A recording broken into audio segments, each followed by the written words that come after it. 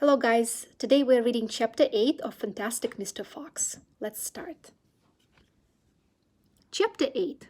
The Foxes Begin to Starve. That evening, 3 tents were put up in the crater on the hill. One for Buggies, one for Buns, and one for Bean.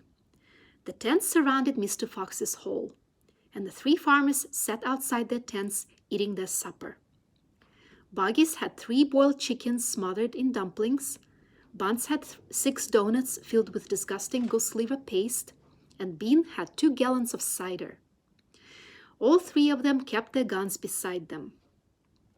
Buggies picked up a steaming chicken and held it close to the fox's hole. "Can you smell this, Mr. Fox?" he shouted. "Lovely tender chicken. Why don't you come up and get it?" The rich scent of chicken wafted down the tunnel to where the foxes were crouching. "Oh, Dad," said one of the small foxes, "couldn't we just sneak up and snatch it out of his hand?" "Don't you dare," said Mrs. Fox. "That's just what they want you to do." "But we're so hungry," they cried. "How long will it be till we get something to eat?" Their mother didn't answer them, nor did their father. There was no answer to give.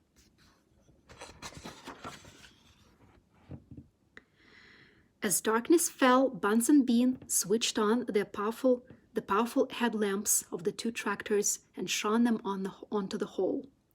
"Now," said Bean, "we'll take it in turn to keep watch. One watches while 2 sleep, and so on, all through the night." Buggies said, "What if the foxes dig a hole right through the hill and comes out on the other side?" "You didn't think of that one, did you?" "Of course I did," said Bean, pretending he did. "Go on then, tell us the answer," said Buggies. Bean picked something small and black out of his ear and flicked it away. "How many men have you got working on your farm?" he asked. 35, Buggies said. "I've got 36, Buns said. "And I've got 37, Bean said. "That makes 108 men altogether. We must order them to surround the hill. Each man will have a gun and a flashlight. There will be no escape then for Mr. Fox."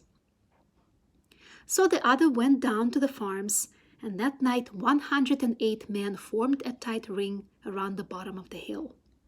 They were armed with sticks and guns and hatchets and pistols and all sorts of other horrible weapons.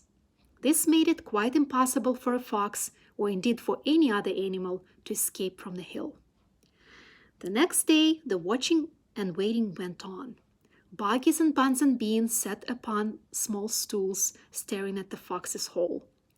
They didn't talk much. They just sat there with their guns on their laps.